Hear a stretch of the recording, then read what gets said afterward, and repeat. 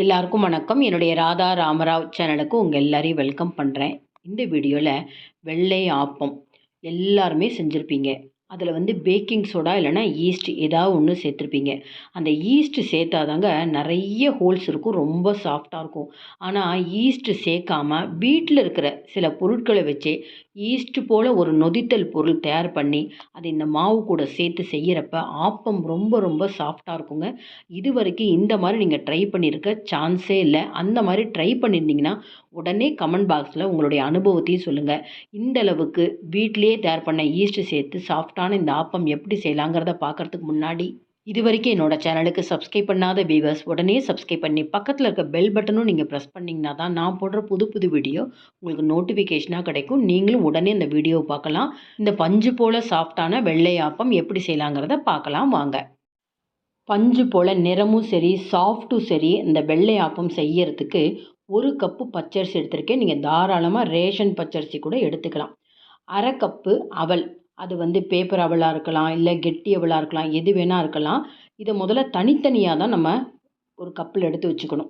ஏன்னா அவலில் நிறைய அழுக்கு இருக்கும். அதனால் நல்லா 2 முறை தேய்ச்சி நல்லா அலம்பிடலாம். அரிசியும் அதே போல் 2 முறை நல்லா தண்ணியில் சுத்தம் பண்ணிடலாம். இந்த மாதிரி 2யும் சுத்தம் பண்ணதுக்கப்புறம் அவளையும் அரிசி கூடவே சேர்த்துட்டு ஒரு 3 மணி நேரம் நம்ம ஊற வைக்கணும். அரிசி ஊற வைக்க நம்ம தண்ணி விட்ட உடனே அடுத்தது இந்த மாவு நொதிக்க வைக்கிறதுக்கு உண்டான ஈஸ்ட் தயார் பண்ணிக்கணும். பொதுவாக நம்ம மாவை புளிக்க வைக்கிறது வேற, நொதிக்க வைக்கிறது வேற. நொதிக்க வைக்கிறது அப்படின்னா அப்படியே பபுள்ஸாக இருக்கும் அந்த மாவில். அப்போ தான் உங்களுக்கு நம்ம அந்த ஆப்பம் செய்கிறப்ப நிறைய ஹோல்ஸ் இருக்கும். ஒரு சின்ன ஒரு பாக்ஸ் எடுத்துக்கிறேன். அதில் 1 டீஸ்பூன் சர்க்கரை, கொஞ்சம் அந்த சர்க்கரை கரையிற அளவுக்கு தண்ணி. இது கூட பாருங்கள், நான் கோதுமை மாவு சேர்க்குறேன். மைதா மாவு வேணாலும் சேர்க்கலாம். கோதுமை மாவு 1 டீஸ்பூன், அதே அளவு 1 டீஸ்பூன் நல்லா திக்காக இருக்கிற தயிர், ஒரு 1/2 டீஸ்பூனுக்கு தேன். இதையெல்லாம் நல்லா கட்டி இல்லாமல் மிக்ஸ் பண்ணி முடிஞ்சால் ஒரு முறை நம்ம ஒரு டீ வடிகட்டில் கூட நல்லா வடித்து கட்டி இல்லாமல் எடுத்து வச்சுக்கலாங்க. இதை நம்ம அரிசி ஊற போடுறப்ப இந்த ப்ராசஸ் பண்ணிடணும். வெயில் காலமாக இருந்தால் நீங்கள் சமையல் மேடையில் பக்கத்தில் வைக்கலாம். இல்லைனா உங்கள் ஜன்னலில், வீட்டு ஜன்னல் சமையலறை பக்கத்தில் வெயில் இருந்ததுன்னா ஒரு 2 மணி நேரம் வெயிலில் வச்சிங்கன்னா சீக்கிரம் உங்களுக்கு இந்த நொதித்தல் ரெடியாகி ஈஸ்ட் ரெடி ஆகும். நீங்கள் குளிர்காலமாக இருந்தால் ஒரு குக்கரை நல்லா சூடு பண்ணி அதுக்குள்ளே இந்த டப்பாவை ஒரு துணி போட்டு வச்சுட்டிங்கன்னா நமக்கு ஒரு 8லேருந்து 10 மணி நேரத்தில் இந்த ஈஸ்ட் தயாராகிடும். இப்போ பாருங்கள், 3 மணி நேரம் அரிசி ஊறியிருக்கு. அரிசியும் அவலும் எந்த கப்பில் நம்ம அரிசி எடுத்தோமோ அதே கப்பால் ஒரு 1/2 கப்புக்கு அதிகமாக நல்லா ஃப்ரெஷ்ஷாக தேங்காய் உடைச்சி துருவி வச்சுருக்கேன். ரொம்ப அந்த கருப்பு இருக்காமல் பார்த்துக்கோங்க. ப்ரௌன் கலரெல்லாம் அந்த தேங்காய் துருவல் இல்லாமல் பார்த்துக்கோங்க. மிக்ஸி ஜாரில் இந்த தேங்காய் துருவல், ஊற வச்சுருக்கிற அந்த பச்சரிசியும் அவல் எல்லாம் ஒன்றா சேர்த்து பெரிய ஜாராக எடுத்துக்கோங்க. இல்லைனா 2 முறை கூட தாராளமாக அரைச்சிக்கலாம். கொஞ்சம் கொஞ்சமாக தண்ணி விட்டு தான் அரைக்கணும். ரொம்ப தண்ணி விட்டுட வேண்டாம். இப்போ பாருங்கள், நான் இந்த கன்சிஸ்டன்சியில் நான் அந்த மாவை ஒரு பாத்திரத்தில் மாற்றுறேன் பாருங்கள். ஒரு தோசைக்கு எந்த அளவுக்கு அரைக்கிறோமோ அந்த அளவுக்கு தான் நம்ம அரைக்கணும். 2 முறையாக நான் அரிசியை பிரித்து அரைச்சிருக்கேன். பேசனில் சேர்த்துக்கிறேன். இதை அப்படியே ஒரு 6 மணி நேரம் ஊற வைக்கிறேங்க. 6 மணி நேரம் கழித்து பார்த்தீங்கன்னா கொஞ்சம் லேசாக தான் உங்களுக்கு மாவு பொங்கியிருக்கு.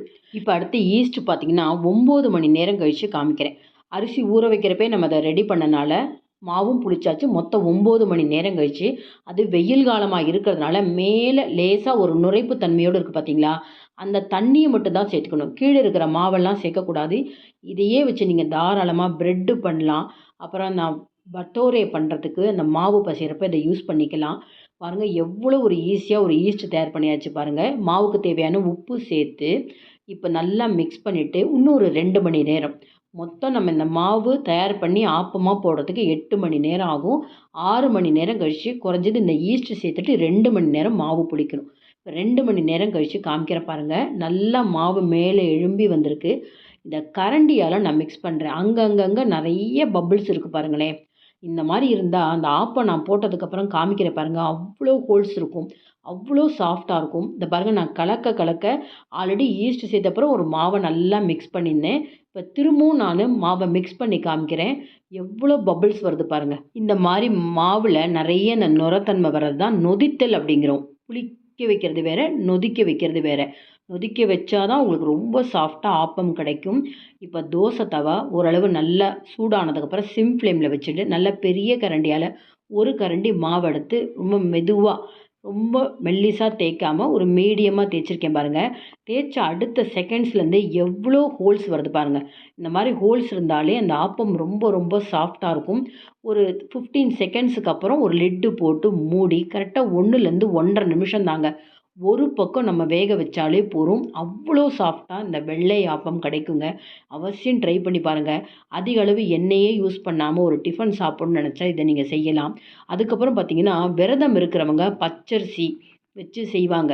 அவங்களுக்கு இந்த மாதிரி ஈஸ்டெல்லாம் இல்லாமல் சாதாரணமா வீட்ல இருக்கிற கோதுமை மாவு, தயிர், தேன், சர்க்கரை வச்சு இந்த ஈஸ்ட்டையும் சேர்த்து நீங்கள் தாராளமா இந்த பச்சரிசி தேங்காவோட சேர்த்து செய்யலாம்.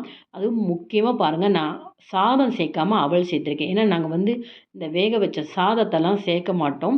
அவல் சேர்த்துருக்கேன். இல்ல நாங்க அவலும் சேர்க்க மாட்டோம் விரத காலங்கள்ல அப்படின்னு நினச்சிங்கன்னா, நீங்க தேங்காவ கொஞ்சம் அதிகமா சேர்த்தி, இந்த ஈஸ்ட்டையும் கொஞ்சம் அதிகமா சேர்த்தா, தாராளமா நீங்க அவல் கூட சேர்க்காம இந்த வெள்ளை ஆப்பம் செய்யலாங்க. 2வது நான் ஆப்பம் போட்டுருக்கேன் பாருங்க. இதே மெத்தட்ல நீங்க ஆப்ப சட்டியிலயும் தாராளமா போடலாம். பாருங்க விவர்ஸ், எவ்வளோ சுலபமா டக்கு டக்கு டக்குன்னு நம்ம இந்த ஆப்பம் போடுறோம். தோசை போடுறதுக்கு கூட ஒரு 3, 4 நிமிஷம் ஆகும். ஆனா இந்த ஆப்பம் பாருங்க உடம்புக்கும் நல்லது. அதிக அளவு எண்ணெய் கிடையாது.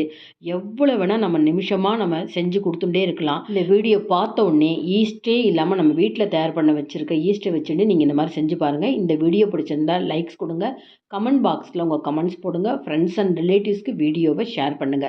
இதுவரைக்கும் என்னோட சேனலுக்கு சப்ஸ்கிரைப் பண்ணாத வியூவர்ஸ் உடனே சப்ஸ்கிரைப் பண்ணி பக்கத்துல இருக்க பெல் பட்டனும் பிரஸ் பண்ணாதான் நான் போடுற புது புது வீடியோ உங்களுக்கு நோட்டிஃபிகேஷனாக கிடைக்கும். நீங்களும் தொடர்ந்து என்னோட வீடியோவை பார்த்துட்டு எனக்கு சப்போர்ட் பண்ணிகிட்டே இருக்கலாம். இன்னொரு இன்ட்ரெஸ்டிங்கான ரெசிபீஸில் நம்ம பார்ப்போம். Thank you viewers.